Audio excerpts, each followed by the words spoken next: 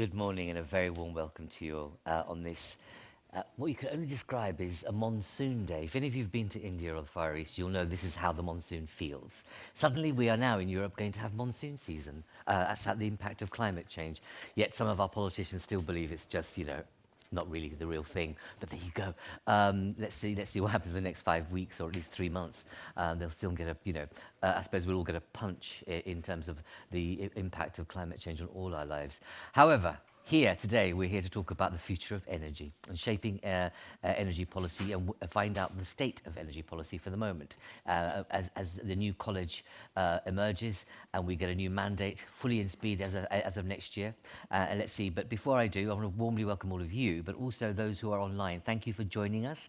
And, if you do wish to raise a question, don't hesitate to use the usual hashtag and email, send them a message, and we'll try and take your questions and your commentaries for those of you online.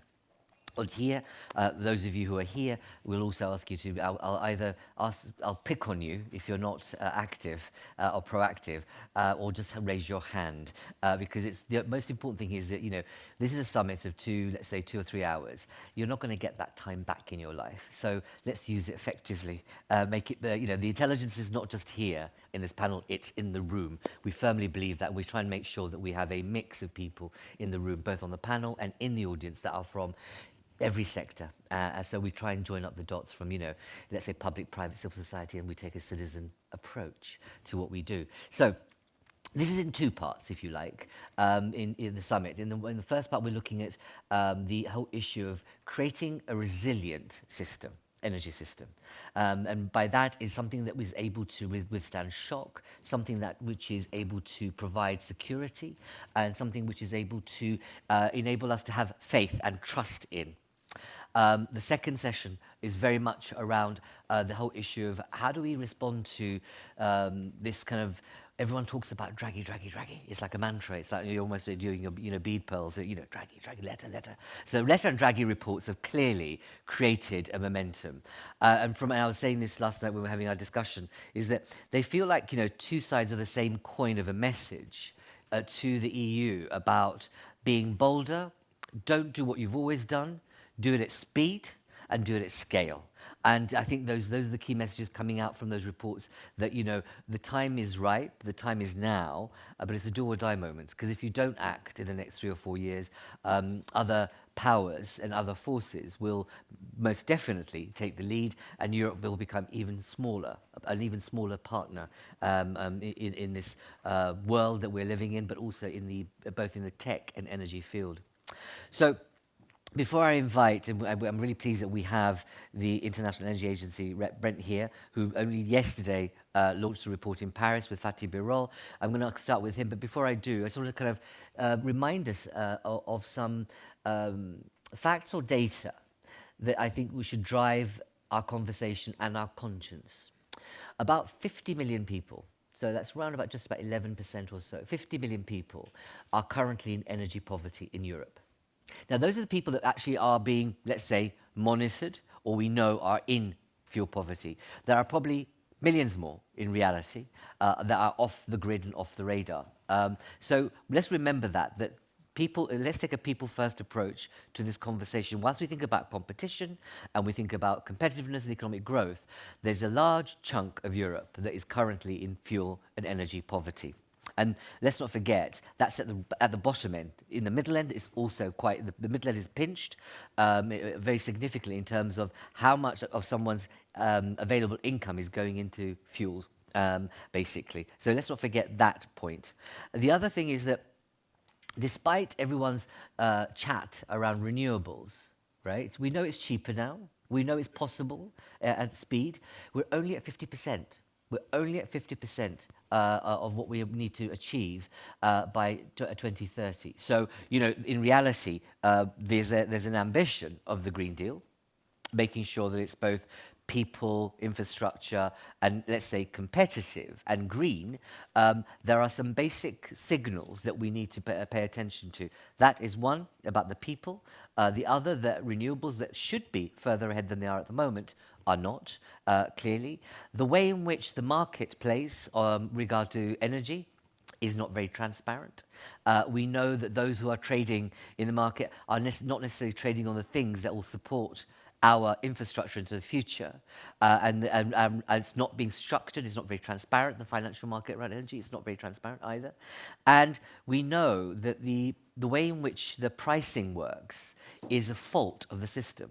So people buy at point in time, when and which means that you've got a very, very highly flexible, highly fluctuating energy system in terms of pricing.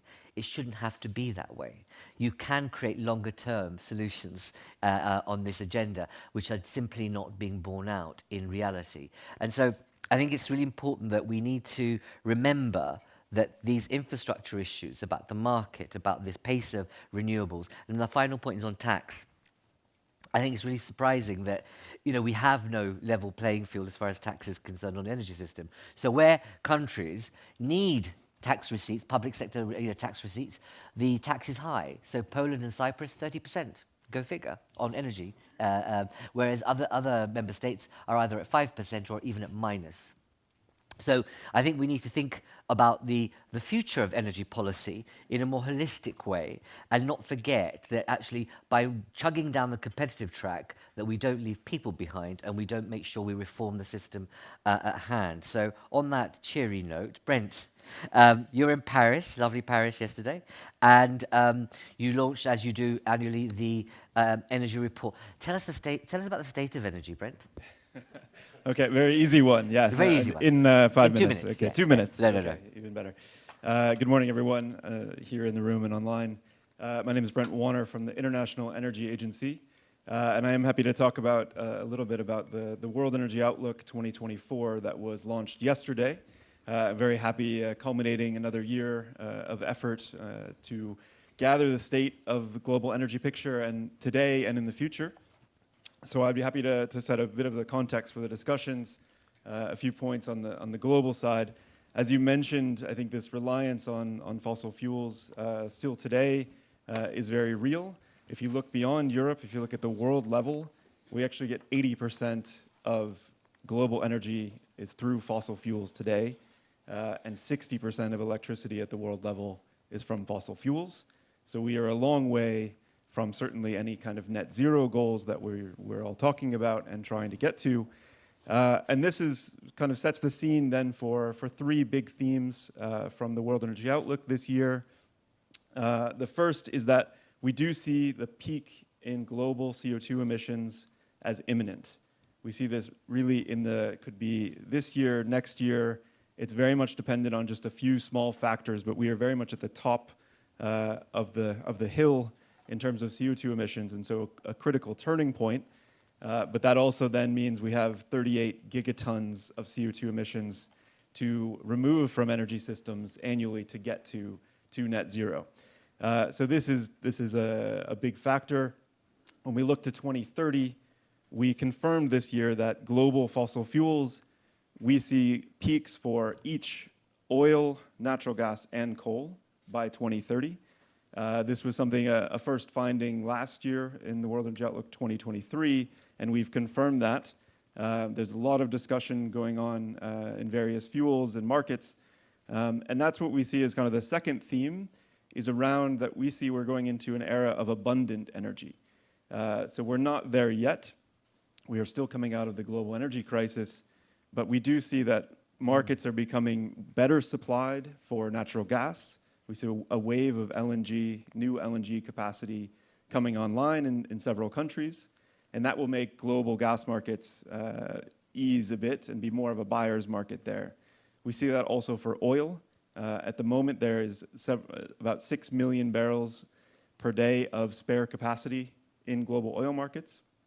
But these are also, we shouldn't rest here. We need to stay vigilant to make sure energy is secure. We highlight in our World Energy Outlook that actually this excess capacity of oil, for example, is quite vulnerable to any disruptions in trade routes, including the Straits of Hormuz, that most of that spare capacity would disappear. The same for gas markets, that we need to be very vigilant about what this can mean. And of course, clean energy. Renewables are here, cheap, and growing very fast. 560 gigawatts of new renewables were added in 2023. That's a huge number, up more than 40% from the year before. So we're here. Solar PV and wind are the cheapest sources of electricity in most markets today. So this gives us a huge opportunity that we will have abundant clean energy, softer markets for oil and gas. And so this is a new opportunity. And the third theme is really that we're entering the age of electricity. We've seen this already. In the past decade, electricity has grown much faster than total energy demand, twice as fast. And as we go to the next 10 years or out to 2035, we see that electricity demand will grow 6 times faster than total energy demand. Meaning that as we're electrifying more uses, we have more electric vehicles, more heat pumps. We also have the rise of use in artificial intelligence and data centers is a big factor we're watching closely. We'll see economic and electricity demand growth in regions all around the world. So advanced economies, there will be renewed growth of electricity demand, including here in Europe, which has been stagnant for many years. And this is something that is then changing the picture because these clean energy options, solar and wind, can play a bigger role as we electrify to drive down emissions and to drive the transitions overall. And I think for Europe, and I think will be the points of discussion, many of these themes are consistent here. And I would just say kind of a final point here is that we see with the growth of renewables that focusing on electricity grids and storage will be essential to underpinning that growth of renewables and making sure that we have reliable and clean power at all hours of the year, in all hours of the day. So thank you. You've done it even within 5 minutes. Brent, keep the mic on. It feels like, everything's rosy in the park from what you've just said, in the sense that, we're all, abundant electricity, it's all going to be good and blah. But it doesn't feel like that on the ground, right, for people who are consuming energy, who are trying to access adaptation facilities or don't feel, I mean, member states, we don't have a grid that's operational. We don't have a single market that really works in the true sense of the word. I know, Mechtil, you're looking at me, but you can come back and respond to that. No, but there's something about, isn't there a gap? I mean, in terms of what you're forecasting, what you see, and the pace that's required of investment to get to the point you're talking about. I mean, are people going to have to wait 5 years or 10 years for the holy grail that you've just pointed out, that, wow, it's great, we're going to abundance and age of electrification? I think we're very much already seeing movement here. So I think I agree that we are on the cusp of these ages that I've mentioned. So the LNG markets, for example, are still tightening. But for example, the oil price is relatively low, right? Is under $80 per barrel. So actually, we're partially in this. We're entering these ages. But again, there are political risks. There's geopolitical risks. There's tensions. Of course, we're watching the news every day. Right before our launch, of course, we're watching very closely to see if anything is changing in the world picture. So I think it's a tentative, positive message, but it means that we have these opportunities in front of us. So there are parts that we can control and parts of this picture that are out of our control, but we are moving towards that. And so I think as you mentioned, I mean, what we're seeing then today is sort of the first inklings of this. Okay. So investment in grids, for example, has increased by 20% just in the last 2 years globally. Battery capacity is now deployed, more than doubled in 2023 compared to 2022. Renewables grew. So we are seeing the predictors and the beginning of these trends. There's more green shoots rather than, rosy in the park, really. We are seeing the green shoots. The green shoots that are, quite clear, yes. Okay, all right. Well, let's come back to one point, I think, in the comments. And plus, we hear a lot about the Draghi report says that you need 800 billion. There's a kind of money gap, potentially. I'm not sure as a think tank we believe there's a money gap. I think there's money there, but this needs to be more smartly used, potentially. But thank you. We'll come back to you. Mechtil, good to have you back again. And, you're obviously in the midst of so much going on around you, given the new college and the kind of scrutiny process about to be upon us. And there's a kind of a sense of, let's say, some bits you know, some bits you don't know, if you like. And you are, in the Director General for Energy, or the Director General of Energy. What can we expect in terms of the industrial clean strategy that you're putting together in terms of energy? What could you share about the direction of travel in policy terms? So thank you very much. I'm also pleased to be here. Let's start with what I know. before I could venture what the new Commission is doing, because that might be a bit difficult. So first of all, congratulations to the World Energy Outlook, to the team. I think there is indeed a lot of good news. I mean, we are in a world where we always look at the bad news, but I think there is a lot happening globally, but also EU-wide. We come out of an unprecedented crisis. I think we have never, at least in our lifetime, not witnessed this kind of crisis with the risk of security of supply and with energy prices in August 2022, which we have never seen before. And we managed together, all member states, stakeholders, to come out of this crisis, get the Russian gas imports down from 45% to 15%, get the demand down, get electrification. We still have to work on it, and that I will come to. And that also have in EU record years for wind and solar, which is 50%, and we need to do more. So just to put that in a context, energy prices will be one of the topics of the next Commission, and that is part of the Clean Industrial Deal, which the new Commission will put in the first 100 days, whenever that starts. But that will be accompanied by an action plan on energy, affordable energy, and we would like to say action plan on affordable energy and not energy prices, because it's very much about the cost of energy more than the actual prices.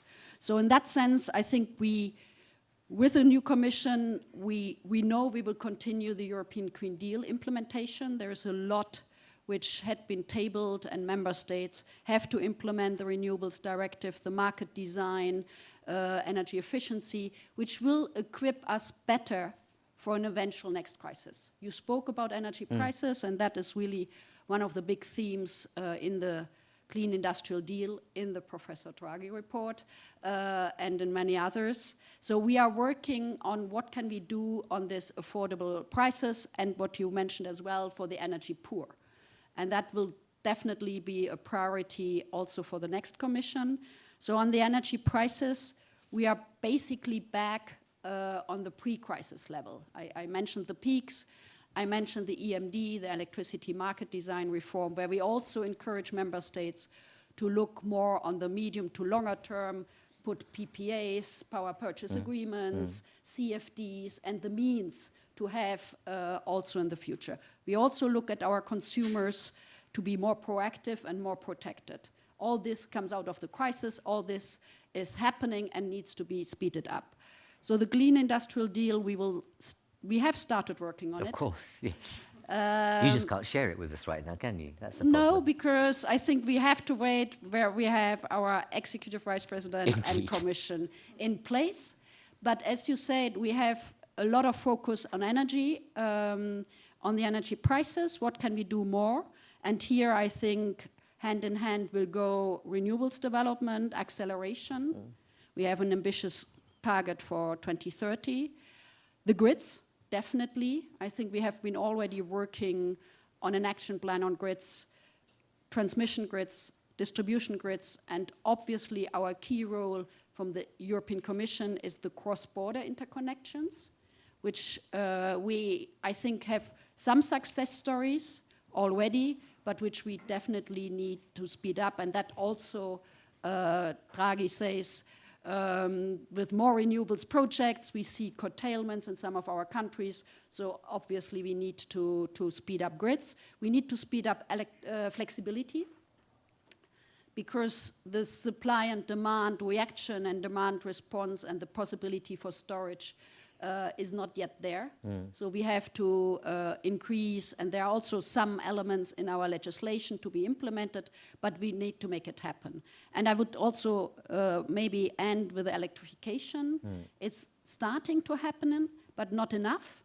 So we are also planning for the Commission, maybe not in the first 100 days, but that will be, I would say, a bit the scene setter, the Clean Industrial Deal, the Affordable Energy Action Plan. There will be a lot in it, but later the year, later in the mandate, we will certainly come up with an action plan on electrification. And that is, I think, the way forward we are planning right now. There's much more to say on the I new know there Commission, is. but I'm I gonna will come- focus on that. Indeed, I'm going to come back to you because, I mean, one of the things is that, you know, the last mandate, or as it's ending, you've passed, you know, almost 380 or nearly 400 bits of, let's say, policy chutzpah or regulations, etc.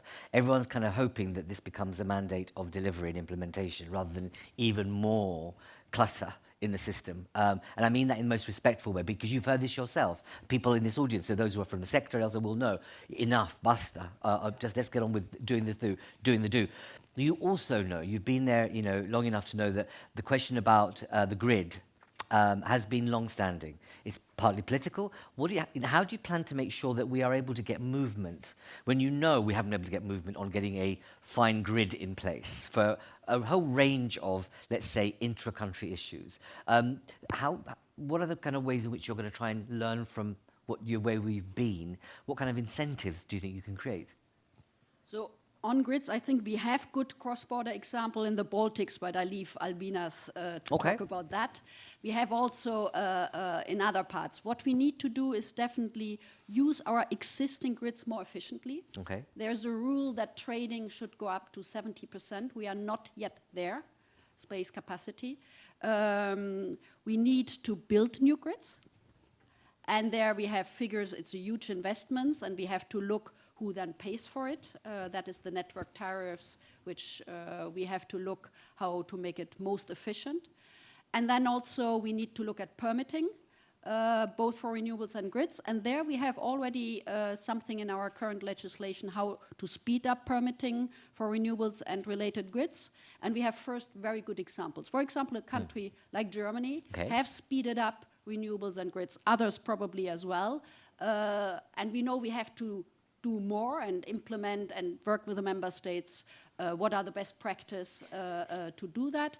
But I think we see first signs, but it's clear that the grids question will be something needed, and more investment is needed, in particular from private. Indeed, so because our public money, CEF, which I would really strongly recommend also for the next MFF, but it's not enough. We need private investment. Indeed, I mean, it's absolutely evident, and you know, I'll move to the private sector in a moment because Xavier here, who's going to share his thoughts. But you know, it's going to have to be a new type of public-private deal that is in place if we're going to move in this direction. But in effect, what needs to happen is that the kind of, let's say, push that's required to kind of really upscale grid development is going to be the most urgent issue, I would have thought, because if you read the Draghi report, you can't get the competitiveness and the efficiencies if you don't have a functioning grid in place. It's almost like the pivot on which the competitiveness argument rests to a certain extent. But I won't bother you further unless you want to say something. Please. I would agree. Okay, good. That's good to know. Excellent. Xavier, thank you for being with us. So now we've had an international agency on energy, we've had the Commission, now we go to the private sector, and it's good to have you here with us. Could you describe for us what do you think is required to boost a resilient electrification process whilst being, you know, let's say, competitive and secure? And decarbonize. And well, obviously, absolutely. So thank you for your question. It's a pleasure to be here with the panelists. So I belong to the EDF company, and I'm a senior executive in charge of strategy, R&D, innovation, development. I would say in a nutshell that the answer to your question is what are the conditions to see the age of electricity, as Brent said, becoming really a reality in European Union for the years to come. So obviously, the electrification of the economies, of our economies, is a key lever to decarbonize, to get the energy security, the energy sovereignty, and probably the competitiveness of our economies. We have already quite a lot of low-carbon electricity in Europe. During the first semester, I get the figure, it's 74% of the electricity produced in the European Union was low-carbon electricity. So it's 26 coming out from fossil, but it's quite a good number. So now we need to continue. We need to continue introducing massive low-carbon electricity on our grids. We need to modify and invest on our grids. I fully agree. We have a real industrial issue on a massive scale to continue introducing low-carbon electricity in the European grids in a competitive way. My wish would be, it won't be a surprise for you, that we could be technology neutral on this topic. So it means renewable, but also nuclear. But at the end of the day, having something manageable on the grid, and which is low carbon, has quite a number of advantages. We need to continue investing on flexibility. The company to which I belong will invest towards 27 gigawatts of flexibility, low carbon flexibility between now and 2035, which I think is needed on the grids on which we are operating. And my first message is that the game is not between nuclear and renewable in Europe. I know it's a dream to say that, but the game is between fossil and low carbon electricity. And it would be a kind of wisdom if Europe could be able to switch from a wrong game to the real game. This is the production part. My most important message today is that we need to focus on the demand side. You know, I think that now the process is on for the production side. We have this huge amount of new renewable each year. We have investment plans in nuclear. We have investment plans in flexibility and so on. But the demand is stable. In fact, now, last year, we had 23% of the energy used in the European Union came from electricity. If we want to reach the net zero, it has to be between 50 and 60% in 2050. And this figure, 2023, is stable from 10 years. Yeah. So we need now to move on. How? I think that getting medium and long-term contract between the utilities and the customers is a key lever. I think we need to switch from financing the offer to financing the demand. Now for the offer, it's okay. We have a lot to do, but it's okay. It's quite okay. We need to help the demand side. For example, we have an idea. It's one idea. We could develop a European Electrification Bank able to help financing projects on the demand side to help the industrials switching from fossil consumption to electricity. It has a cost. It's difficult to find a return on investment on many topics. It has to be helped, and it's a kind of public-private partnership that would be okay to decarbonize Europe. We have to monitor also. You know, we know at 1% precision which part of renewable we have, which part of nuclear, and so on. But we don't monitor the switch from fossil to low carbon electricity. We don't monitor it. We have to monitor it. We have to put it as an objective for Europe for 2030, 2035, and so on. And lastly, we have to rely on the European supply chain, because sovereignty, security needs a European supply chain for energy. So I think we have a lot of investment to do in this side. It's good news for the economies. Obviously, we will continue working with other economies in the world, in Asia and America, I hope in a fair way, and I'm sure that the European Union has now the tool to do it in a fair way. But we need to get a European supply chain able to develop the European electricity grids and the European electricity production and demand adaptation that we need.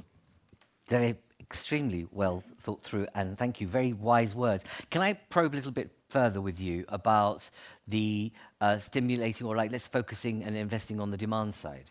That thing that you just said about electrification marker, a marker if you like, or a standard. Say a little bit more about that and whether you feel that other private sector players would be buying into that. Have you spoken to other players that, and also the intra-government thing? So what capacity do you see currently, our appetite, for really kind of making sure that member states, even if it's sub-regionally, collaborate on something like that? Two answers. The first one is my company takes an engagement. This is new. We take the engagement that from now till 2035, we will find 150 terawatt-hour a year switch from fossil to electricity. So we don't wait for the customer to come to us and say, oh, how can I decarbonize? We will go to the customer and say, should you do that and that and that? I give you this offer, I give you this production, and you will switch from gas or fuel to electricity. Okay. 150 terawatt-hour a year. This is quite huge. And this is our own engagement. The second part is that the European Bank, Electrification Bank that I was calling, it can be a partnership between countries on a regional way. For example, in Scandinavia, in Eastern Europe, in South Europe. And we could imagine a kind of inverse auction.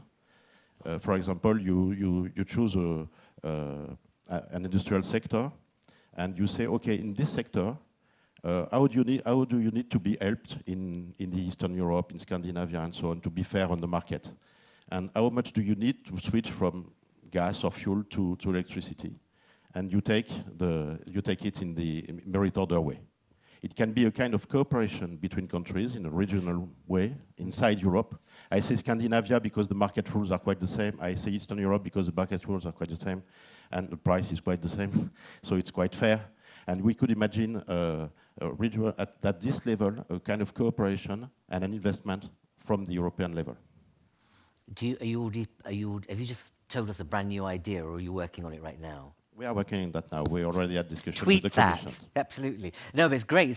It shows the kind of leadership that that we need from the private sector. You know, that you're showing that kind of a can-do sense, that we can bring, let's say, let's say administrations that are possibly a bit slow in the uptake to move with the sign of the times by actually doing what's required and making sure you're acting as you'd want others to act. Before I move on to the Minister and our other two contributors, bring you in, because there's a lot of speaking here at this end, and we want to engage you too. What are your reactions to what you've heard so far, either from the energy report, whether it's to do with what Matilda said about the clean industrial deal, or what we've heard just now about this this electrification standard bear across Europe, and the notion of creating communities of interest, which, as you say, is completely possible because there is an instrument in the EU that if, let's say, up to 8 member states want to cooperate, they can. And we mentioned that in this lovely report, so let me just brand this again, our new social contract. Go to the accelerated decarbonisation, you'll see the idea here in terms of what you can do if 5 to 8 member states want to do something different. So, over to you. Any questions? Excellent. I'm going to take the lady there first. Just in front of you. Thank you, Pascaline Gabory, Pilot for Dev, which is a small NGO working on also climate and governance. I'm very interested in your presentations, and especially in this European Electrification Bank.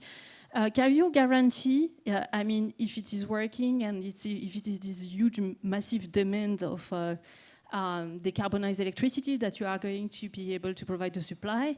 As we've seen in France, there have been the nuclear plants which had to stop during the summer because of the cooling problem due also to the rivers being impacted by climate change. And then my second question, which is more general, what would you expect from the Baku COP29 coming up in November? Thank you. Okay, excellent. Thank you very much. Gentleman there, here, just at the front. Yes, hello. My name is Eero Koskinen. I work for IEEP, the Institute for European Environmental Policy. Thank you for the introduction so far. Actually, I would like to add a global aspect to this discussion, because obviously the climate and energy challenges that we're facing are not only restricted to Europe, but they are global ones. Do you think that the EU should have a role in supporting third countries in their own green transition, for instance, by adding new elements in our existing partnership agreements that we have with them, or by adding these elements in future free trade agreements with third countries? Thank you. What's your view? I think definitely we should. We should have a role. I think also the EU could have a level playing field in supporting these countries in many ways, and obviously there's also a historical perspective that maybe we should remember our own legacy with some of these countries, and should support them in the future in a better way. Thank you. Great, thank you very much. Lady just in front. I'll come to you as well, don't worry. Thank you very much. My name is Fialina Lange. I work for Trina Solar, a manufacturer of solar modules. And my question is directed to Mrs. Versdorfer. There was quite some talk about the grid development, and we also know how difficult it is to actually finance and permit grids. And so my question is, how will the Commission support industry in building direct wire PPAs as it is currently required in the draft proposal for the calculation of the carbon footprint? And if I can add here a piece of opinion, I think that will be a very, very difficult thing to do, actually. Thank you. Thank you very much. Gentleman here.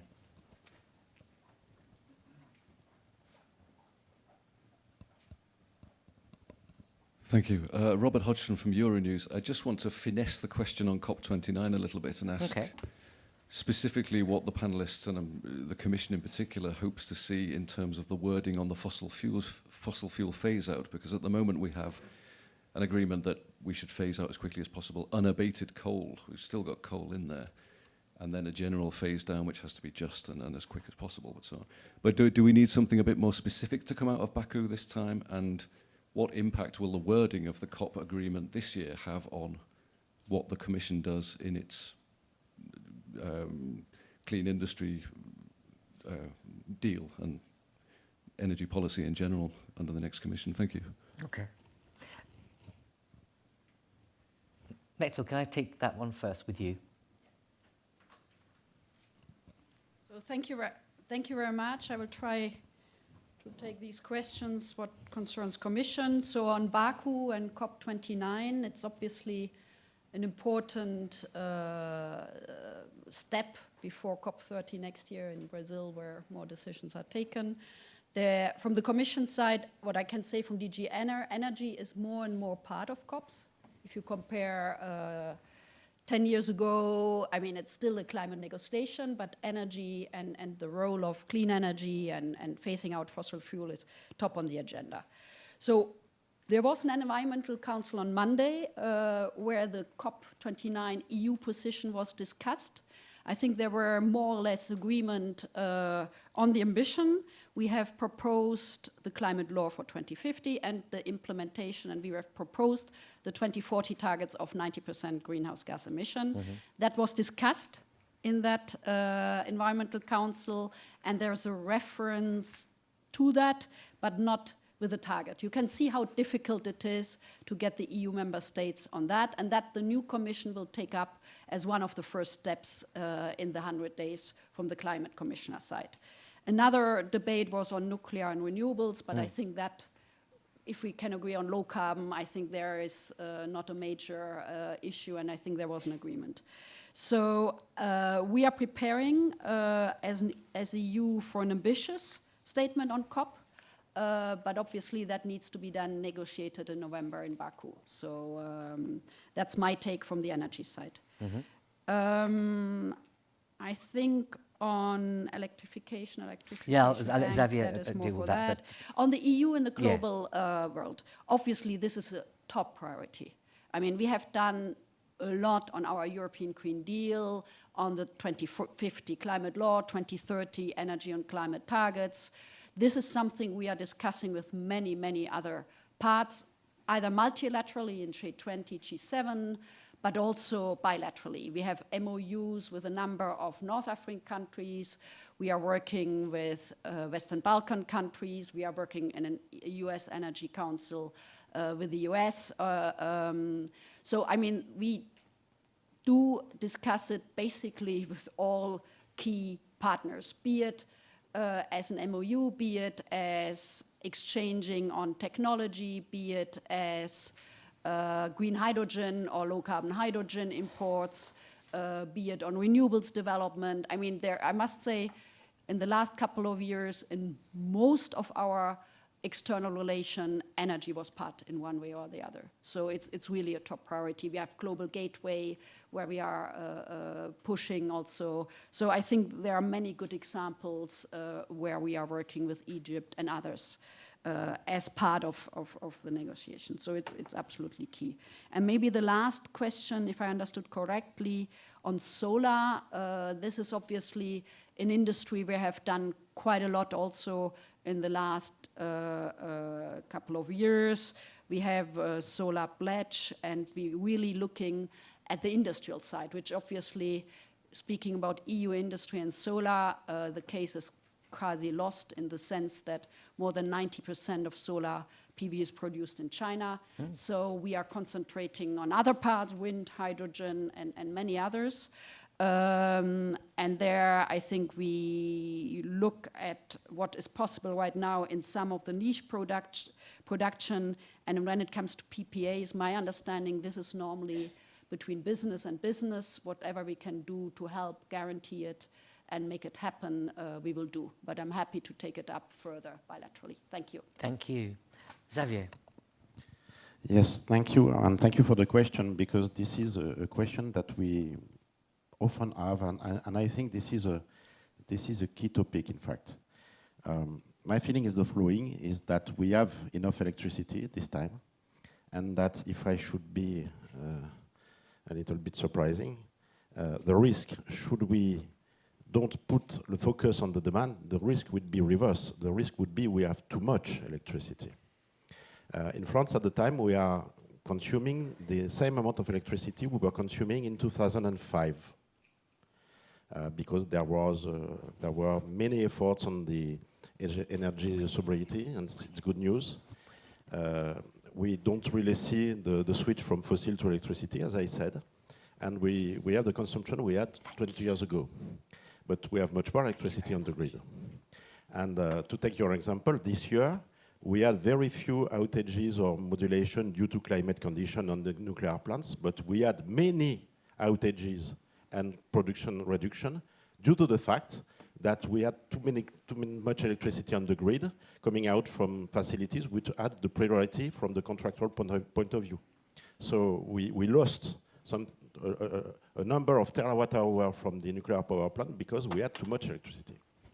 And we continue introducing in France between 10 and 12 terawatt-hours a year new electricity on the grid. In many countries it's the same. So we really should focus on the demand, because if we do not focus on the demand, at the end of the day, we will not decarbonize, and we will have difficulties on the grids and on the electrical systems, because we will have a wrong balance between the offer and the demand. Sure, but the point was that can people trust that there'll be enough about? That's the question. Is there, because there's you taking a leadership role as a company, right? But what if other parts of Europe don't do that, and then we're left with this classic imbalance again? I think every country and at the European level the same. We have to think about the offer condition we have. We have to program flexibility, new flexibility solutions on the production side, but also on the demand side. Anyway, we have to work on the grids. And we have to find roads which are sure roads for electrification, but it's possible. It's really possible. And I'm not afraid that the fact that Europe can lack of electricity in 5 or 10 years in the future. On the reverse side, I'm fearing that if we don't look very carefully on the demand side, our system won't work in the right way. I think Manon, you wanted to come in, didn't you? Thank you. Manon Dufour from East Regina. I wanted to add up on to add a bit on the global dimension, where I mean we know the political context here. Like there's the past few years have really put like sovereignty back on, and like all the tensions, the trade tensions have led to a focus on more like domestic supply chains, domestic issues. I understand that it's clear. I think now we're at the verge of the next 5 years is going to be a balancing act between managing between like a big like free trade agenda as we had, and maybe something a bit more inward looking. I think there's a real risk that we start kind of building a kind of fortress Europe approach, and that has to change. I think the driver that we've had for a very long time for being a leader globally was very. Actually, a lot of it was kind of led by kind of historical values, or just a sense of being kind of a leader in that field. I think that maybe will be less of a driver, like the global solidarity will probably be less of a driver for European leaders. That said, there's a real kind of case for continuing with the kind of the same kind of external focus policy, in particular when it comes to the clean economy. So a few examples on that. There's we've diversified from kind of Russia, or we're trying to. We still have a bit to go. But we've still really, like, a lot of the energy diplomacy relationships have been about securing new gas and doing a bit of clean on the side. I think that has to be like reset more widely. We are like one of the first importers for a lot of countries that are extremely dependent on us as an importer. And if you look at like how like our projections for gas demand over the next 20 years, they're gonna kind of disappear, and it's gonna leave these countries extremely vulnerable. So it's in their interest, but also in our interest to build to reset the relationship and really help them transition themselves. It's also, even if we do build more domestic manufacturing, we're still going to be extremely dependent on global supply chains, global supply for materials. So it's, again, in our interest to think of like supply chains and building like expertise in the rest of the world, because even if we diversify from Russia, even if we diversify from China or other things, we're not going to build it all, and if we do, it's going to be extremely costly. We are going to be like a strong player in a kind of a multilateral world order, yes. And we have to kind of design the policies that are doing that. Maybe one more thing. So, like, and there's a few opportunities already on the Commission agenda. So there are like a few, like a redefinition of the clean partnerships, clean economy and investment partnerships. I think is very promising. But clearly, in world stages like Baku, it's where showing up as a leader on like some of the fossil fuel, energy efficiency, and renewable pledges also helps driving some of the clean economy focused relationships going forward. Sure, and it's that point. I'm glad you made the point, because I was interviewing the chairman of GIZ, the largest development agency in Europe, only yesterday morning, and he was saying that we need to be able to join up the dots between the global gateway and what our needs are, and actually development, if you want to call it that in the future, has to be about peace, security and resilience of systems. And actually, in relation to Africa, there is so much more that companies can do to create energy resources. And the point you make is that one lesson we've learned from the Russia example is that have a distributed supply chain and don't, make sure that it's not only just in Europe, but potentially just our neighbour, which is Africa. But thank you for making those points, really well made. I want to now turn to Albinas, if I may. You've been very patient. Thank you for joining us. You're energy minister in Lithuania, and you're a very busy man, and you've been obviously in discussions a lot this week, I imagine, with fellows, colleagues from across Europe. You've been in the eye of the storm as far as, weaning off of Russia, being, very close to it. Can you describe for us what you've been able to do? What kind of instruments and approaches has enabled you to wean off the system from Russia, but find different solutions in Lithuania? Yeah, thank you very much. Good morning. Well, indeed, for the last 4 years, I was overseeing one of the fastest energy transformations in the world. We are number 3, I guess, in terms of developing renewable energy. And I think the first thing we did when war started was to clean our house, meaning that we got rid of all Russian energy within 1.5 months in the beginning of 22. And that was followed by enormous launching of new renewable generating capacity. We have doubled our domestic production in 4 years' time, and we spent very little public money on that, because our firm belief that whatever policy we do, we should not go out from the influence of the market. We've been in the Soviet regulated economy 30 years ago. Indeed. We saw what that means, and so this mistake should not be repeated.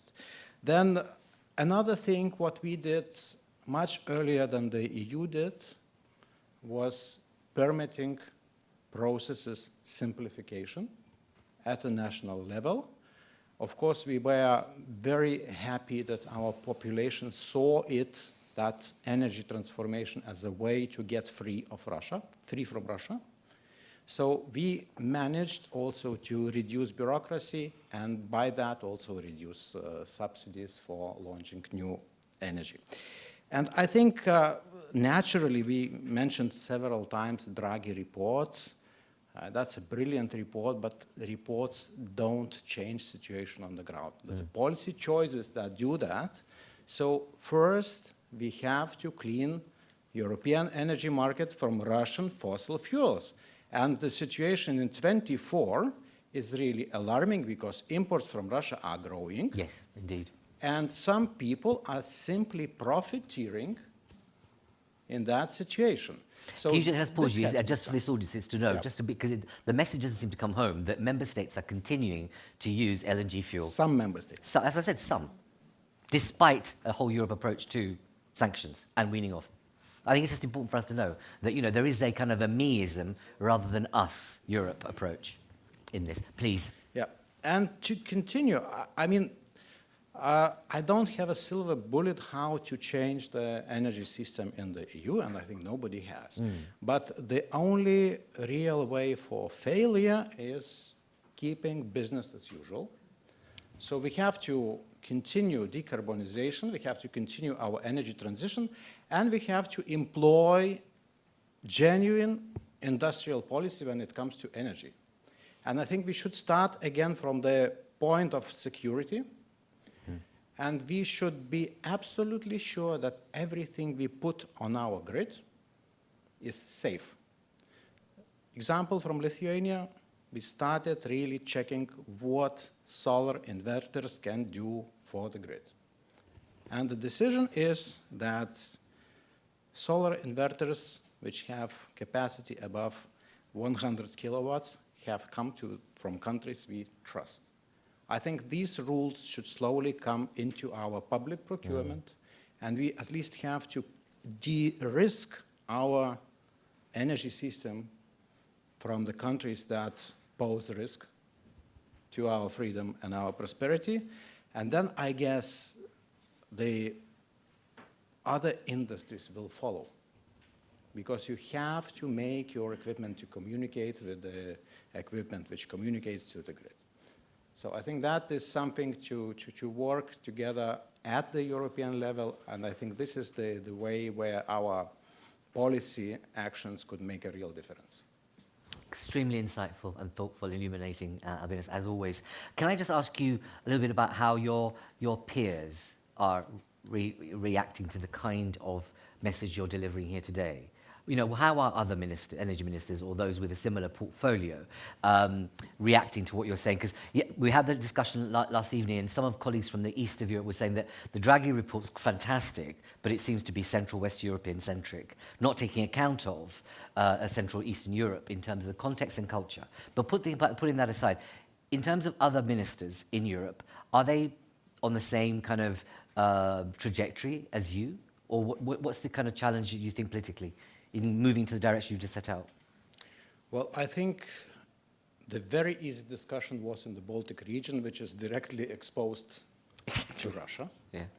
I mean, and it is quite obvious that in the Baltics we see fire of the war.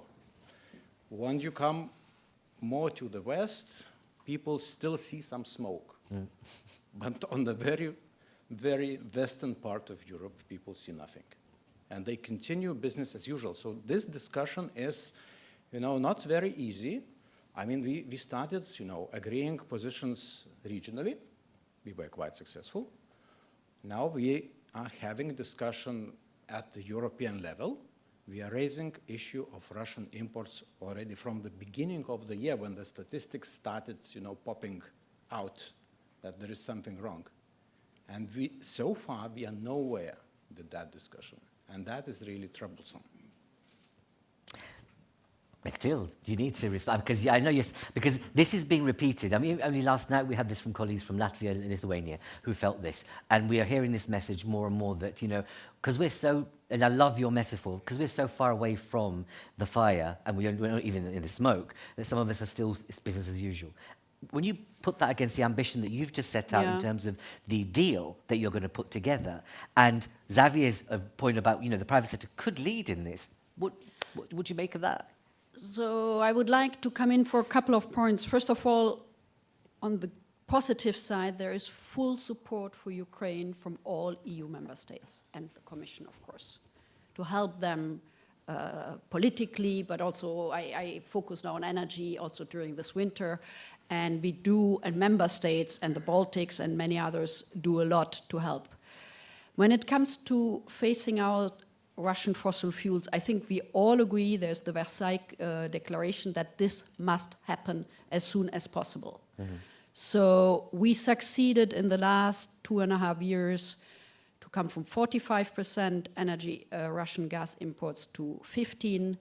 We see a trend, and there Albina is completely right, 18% right now. So very unfortunate, some EU member states are importing Russian gas via LNG in their country. And we do our utmost, and we had a good discussion already in the Energy Council, in the regional group.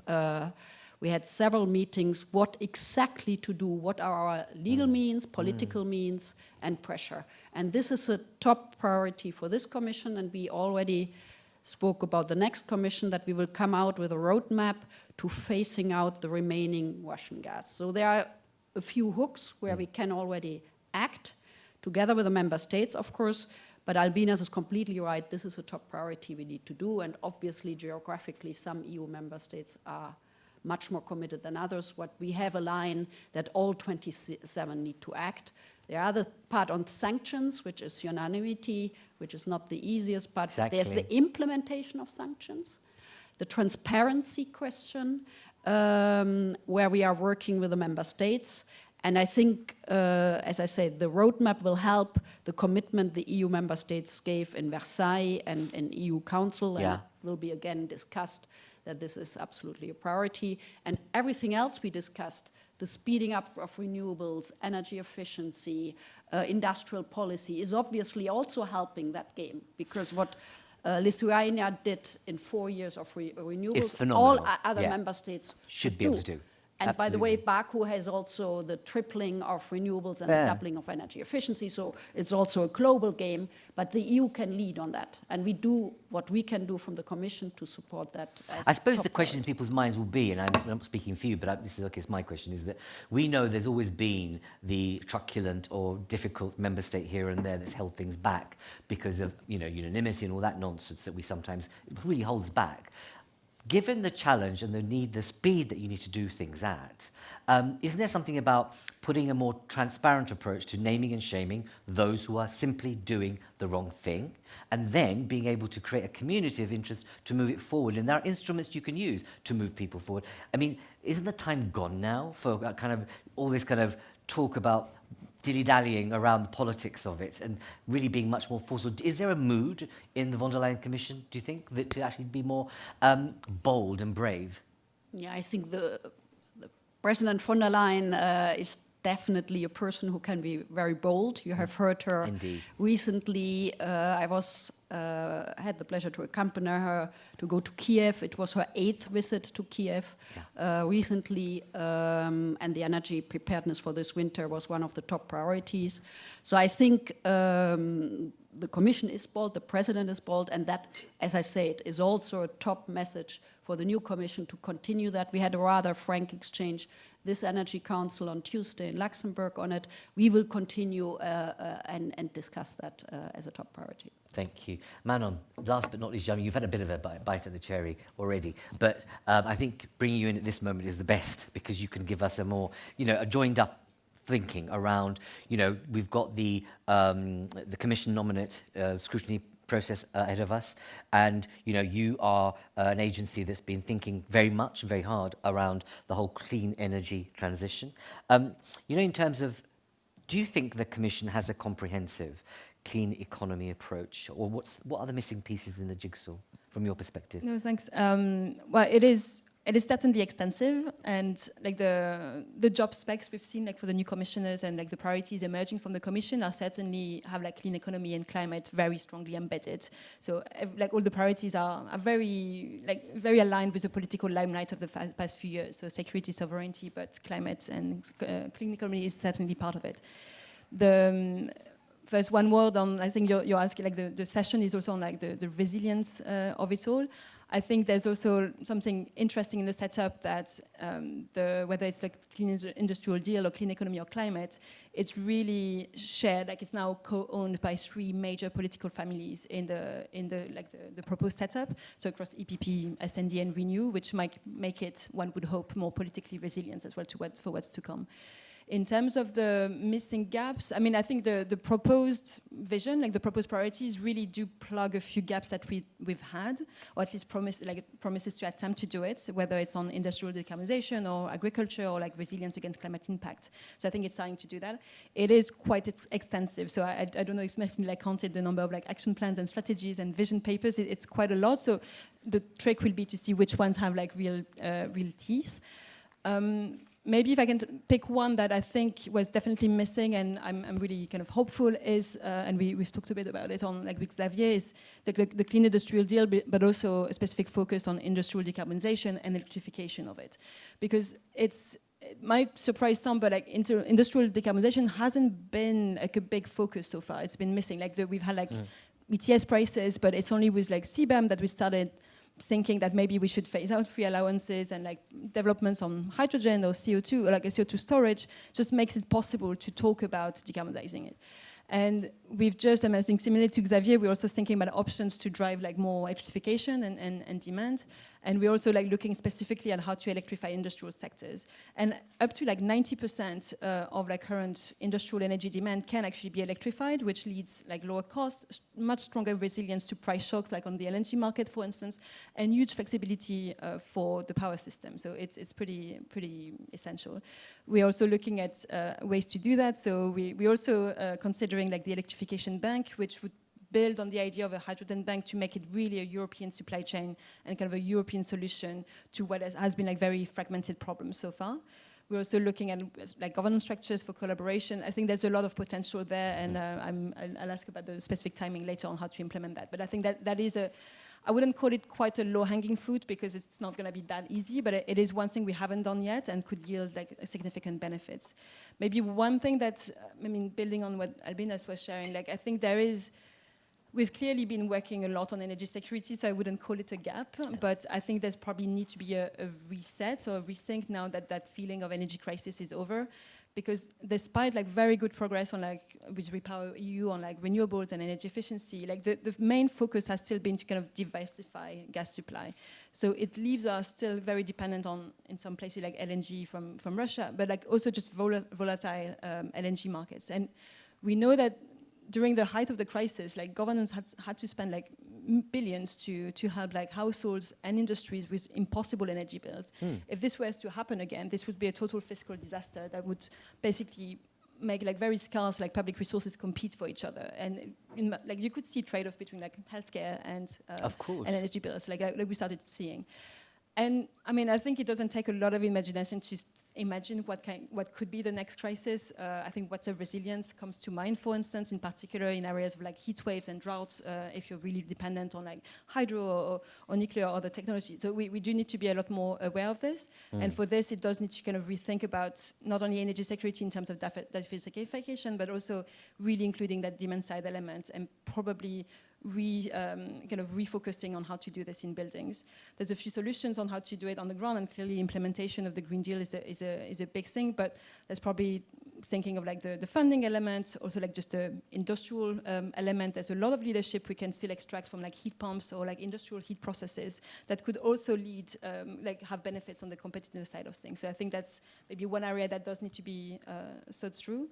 And maybe if I can have 1 second, again, on like another aspect of resilience is the focus on climate impacts. So there's a lot of good hooks in the mission letters, like in the job specs of the upcoming commissioners. And there's a lot of, like a really strong body of work from the EEA or the Commission DG Klima on what could happen. Specifically in energy, the first step really is about planning and kind of testing better. We have basically now a lot of data about kind of climate risk scenarios, climate impacts, and we have like a fairly good planning processes when it comes to like cross-border infrastructure or kind of system testing like the resilience of the energy grid. These two don't completely connect. So when we plan for like the next Connecting Europe facility, which I'm glad to hear you'll kind of argue for, it does need to be kind of very critical about where the climate risks are, and when we are planning our systems, being very aware of like the risk of like intense flooding, intense like heat and droughts, because it will impact the energy system in ways we haven't seen yet, and that's something that will be important to do. No, indeed, I think there's that sense, and I'm glad that you're bringing that point in, is that, you know, look what it's like now. You know, right now here in Brussels, unheard of simply, and we're going to get more of that. Places like Spain and other, let's say, warmer countries, their water reservoirs are empty. There's just no water. So there's a water crisis, on the horizon, and public debt is the highest it's ever been. For governments. So there's a kind of a real sense that if anything else hits us, boy, we really are going to be buggered, and resilience is going to have to be the order of the day. Thank you very much for those points you're making. I suppose, what do you think about the Electrification Bank coming out as an idea? Is it something that's, you know, worth thinking about, or do you want to know more about it? We have five or so minutes. Back to you in terms of any questions or reactions to what you've heard. Gentlemen there, thank you very much. And gentlemen here, and some women as well, please. Please introduce yourself. Miran Pletersky, I'm an advisor, and I would just like You're to advisor to? Financial companies. Okay. I would just like to ask Xavier Ursat and Bernd Warne about what would be ideal circumstances that would stimulate construction of connection lines, and how could you envisage it, make it bankable, easily to finance, not only by public sources, by governments, but also by financial sector or private sources. And the second question would be to all, or who could take up the question, is it what would be the price of the energy? It's for private consumers and for the companies, so as for European economy and also private consumers to stay competitive. Can you explain a little bit about what you mean by private consumers in terms of pricing? People consuming, people. Because if so they no, are I was going thinking you to might go in spend that, too you know, much the for private sector should be charged a different tariff, and, you know, people who are at home should have a different tariff, for example. Yeah, You're not going there. Okay. But at the end, I'm not asking about this distinction. I'm asking about the level of prices, because first, people who will, individuals will not be able to consume on something else. The turnover in economy will slow down. If the price of energy is too high, consumption will slow down. But at the other hand, the companies will not be competitive if they will continue paying 3 times the price of energy as, or 2.5 times as they pay in the United States. Thank you. But as you're a financial advisor yourself, what's the answer to your own question? What's the solution? Am I being too... I used to be a policymaker, now I'm not. This is why I'm asking this question. All right. Good way out. Good segue out. Gentleman here. Francesca, just over here, just to the front. Oh. Thank you. Thank you. Antti Kohopa from Finnish Energy, representing Finland-based energy companies. And thanks for the good event and good interventions from many different aspects. I would like to bring one more aspect to this discussion, because we talk about competitiveness a lot, and in your introductory remarks you mentioned that these high prices and volatility is some kind of market failure. But if we look at Nordics and if we look at Finland, we have now basically clean electricity system. So all production is coming, near all production is coming from renewables and nuclear and clean sources. We have lowest or second lowest prices within EU area. We have highest volatility at the moment. And when we look at the price comparisons, in Draghi report, they compare US-China to EU average or some individual big member states. But if you would put Finland and Sweden together with those price charts, we would be totally competitive with China and US. And in these countries, we have implemented all EU market rules. We have best functioning electricity markets. Mm-hmm.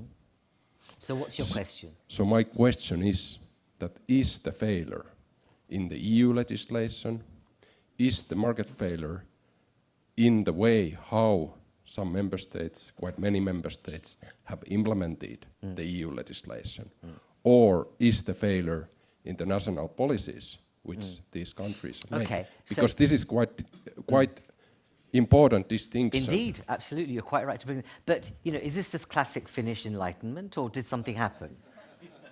What made it happen, from your perspective? How long answer you would like to have? I'd like a simple answer. No, because you segmented what you think are the issues. Is it all those three things? The political leadership, behaviours, the implementation of policy? I would say that we have been trusting on the market, or before the crisis, but also in the crisis and after crisis. So we have given, and our policymakers have given market to freedom to deliver what market needs, emission reductions, electricity, when and where it's needed, and that kind of things. It's part of political leadership. Obviously, it's a bit of geographic as well. Indeed. But many that kind of. Thank you for bringing that. Now, if you pass the mic straight next to you. Thank you so much. Introduce yourself. My name is Uvomila, CEO and co-founder of Plan A, and also co-founder of the Green Tech Alliance, where we have a consortium of more than 3,500 green tech companies addressing different challenges related to climate change. We spoke very little about technology beyond maybe kind of renewables. It would be fantastic to understand if we know that 70% of decarbonisation of the EU can be achieved with new technology, even storage and further battery activities. I can speak also to the work that we do. How do you see this progressing, and what do you think is the role of the stakeholder being involved in these discussions? Thank you. Thank you. We've run out of time, so I'm going to first go, Xavier, if I can turn to you first about the question about how you finance this kind of demand side, but also the question is that about pricing. So if you could take both of those elements, that would be helpful. The question about the lines, the private lines, yes. I think that we see a number of situations in which we may be able to organize a private financing for new lines, and especially if we need grid consumers such as big data centers and kind of facility like this, around 1 gigawatt, let's say 1 gigawatt consumption, that needs affordable clean energy on the long run, we may be in a position to organize a private financing on those topics alongside with PPA lasting for 30 or 40 years. And behind the question of our friends from Finland, I think there's something missing in the discussion sometimes, which is how do we organize in each country or at a regional level an electrical system which is cost effective. And a cost-effective electrical system is a system which is betting on every technologies and which has a part of dispatchable low-carbon electricity, because without dispatchable low-carbon electricity, we will have very costly electricity systems in Europe. I think at the moment it's not a difficulty. We are at the beginning, but if we continue on this range, betting on the fact that we put electricity on the grid and we will see afterwards how we manage it, in 10 years' time we will be into trouble. So I think that thinking about what is a cost-effective electricity system is key. It's not a question of European rules. It's not a question of regulation. Indeed. It's a question of electricity strategy inside each country. And do you see that coming from Mechtil's end? So is it the Commission that should the Commission lead this corralling together? Because otherwise you just leave it to the market to say, actually, let's see if the willing will collaborate. I will let her answer, but I think it's a kind of discussion between you and each country or each big operator in Europe. Yes, I think it's very good to hear, obviously, from member states. It depends on how they implement, and I'm Finland is definitely a leader in others. But it depends also, as you said at the end, the geographical situation and the energy mix. Finland and others are lucky to have a lot of hydropower, a lot of renewables, a lot of nuclear investments. So a very low carbon mix, they use it. Other member states have not the same options. So we are looking often at regions. And right now we look also in particular in Southeast Europe, just to mention, where there have been in summer some price spikes for different reasons. Some is droughts, some is not being well connected, some is not having the flexibility, storages installed. So we are looking at short-term and medium-term solution. So I think it's a bit of a double strategy. First, a national one and the implementation and the energy mix decided by the member states. But there is a lot of cost optimization at a European view. Or even a sub-regional level, because the message that we're hearing... We have regional groups, just to be sure. We have Southwest Europe, Southeast, we have BEMIP for the Baltics, we have, what is missing, Southwest. So we have these groups where we discuss interconnection, renewables development, energy efficiency. I'm going to Budapest for the CESEC, so in 10 days, where we discuss not only, by the way, with EU, but also neighboring non-EU energy community contract in Ukraine, Moldova is part of it. So, I mean, we have regional groups, and that works rather well. We might strengthen them. But there's also cost optimization at the EU level. I mean, when we speak about LNG interconnectors, there are plenty of examples what we can do. Indeed. Well, we haven't even talked about joint procurement and the potential for joint procurement to be such a cost saver. Do you want to say any last few words before I come to the end of this conversation? Please. Thanks very much. I mean, maybe to take on this last question on innovation, in particular, I mean, I think we definitely see that this, for sure, needs to be is a big part of transitions going forward. If we're thinking about the renewable space, we have advanced wind turbines, offshore wind, floating offshore wind will be an important technology that's coming along. Within low carbon, also nuclear power, so particularly small modular reactors. And that development can open up new opportunities there. So we need to be investing in innovation across many spaces, not just on supply though. I mean, grids we've talked about, but digital technologies, smart grids, actually operating them is really essential to manage a more variable system, a more flexible system in the future. And I think the key point there is also on the demand side. Electric vehicles, we've talked a lot about growing, but the cost reductions there are also through innovation. So having more affordable electric vehicles can accelerate the electrification side. Heat pumps that perform better and are at lower cost is another critical element on the demand side. So there are a lot of opportunities coming. Yeah, but that will require some form of, state intervention, no? Because otherwise, we've been waiting for electric cars to go down in price, but they're not. And now what's happening is the Chinese are bringing in power to their elbow, MG as a brand, which is now everywhere being sold as a brand of Europe to bypass the tariff, if you like. We're not seeing the heat pumps being developed at the price that we need, but you need some form of government intervention, no? I mean, to get this, certainly to kickstart the market, I think this is a very critical part, and we do see those programs. And so I think these technologies are coming down in cost. And so having the commercialization of them, having it at lower cost, that's what really opens up the big growth in the future. I can't bring those of you who are kind of squinting at responses so far, but we'll have it at the next session, don't worry. So I want to thank you very much. I want to come to Albina last, but Manu, do you want to say anything in particular to respond to any of your points before I end with the Minister? You don't have to. No, it's just a lot of thoughts. I mean, I think I feel triggered to answer to the cost effectiveness and the market will decide points. I'm just not sure which angle to take because I think it's been very flawed, and I'm really glad that it works in Finland. But I think first we have the challenge that for the market to work, you do need to have the right signals. So that's why we started with ETS, but that's not enough for R&D. That's not enough for energy efficiency. So you keep having to correct it. So I think for me, this was one of the things coming out of the Draghi report as well, is that we had a phase where maybe intervention is more okay than it was because we don't have the time and we need a bit more direction. And secondly, I mean, the concern right now is also just on the political economy. If the market, and sorry for saying, but if the market were to decide, I don't know that we would keep a very good like car manufacturing industry in Europe. Like they didn't invest in electric cars in time, and now there are maybe better products coming from elsewhere. But we can't afford to just lose that industry. So that's where it's not really a market signal, it's also a decision on industrial policy. And I think we have to accept that we have to make choices.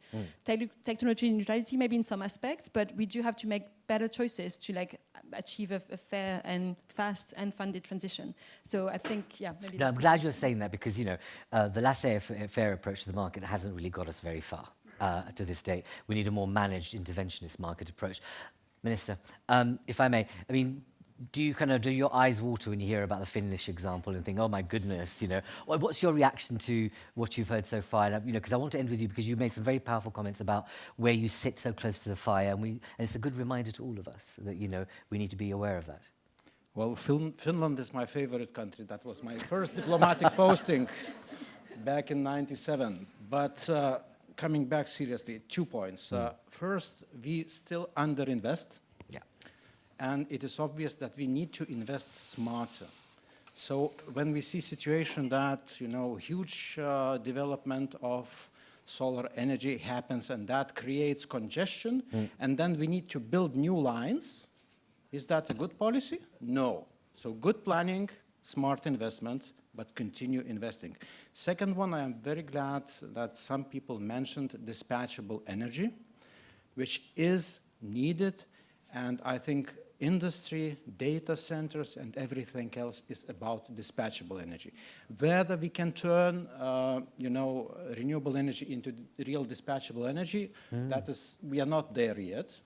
Be frank, let us be frank with us. So, I mean, I hear those messages that we should connect grids and that would make magic. No. Connection of grids will not make magic if systems that are connected are not balanced. So we still have a role to play at a national, regional level to balance our systems, to make them resilient, robust, and then while connecting them, we could achieve a real energy transition and prosperity for all. Thank you. Well done. Thank you very much. I mean, clearly, the message coming out here is that we need, as Xavier said and all of you said, is an electrification strategy, MECTID. So we look forward to that as a part of your, the remit of what happens next year and the tail end of this year. Colleagues, I've eaten 10 minutes into your half-hour break. I do apologise, and but there's lots of sandwiches and coffee out there. Just want to end in the fact that we spoke to 2,024 citizens last year.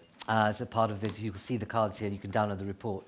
And we asked them about their concerns and feelings around, climate change and energy, etc. And everyone was really clear. What was quite interesting, regardless of the marketplace, so 7 countries across Europe, most of the citizens believe that actually the solutions are there. They actually believe that there are solutions for tackling climate change are there. They just didn't trust the politicians and vested interests to do the right thing. So kind of a powerful message. I wanted to start with citizens and end with citizens. So please do get a chance to look at that. Do come back here. And basically, after the break, you come back here at 12:15, and we'll continue the conversation. And what we promise for you in the next session is that we're going to start with kind of, I suppose, poking the eye of received wisdom with a stick to say, we're going to start with the art of the possible. So I'm just whetting your appetite that we've got an example of entrepreneurship and an idea that could be scaled up in Europe. And we're going to challenge this panel of commissioners and others to say, why can't this happen? So look forward to that, please, and do come back. Thank you very much, and thank you for being a fabulous audience, but thank you as a panel of speakers for being also good.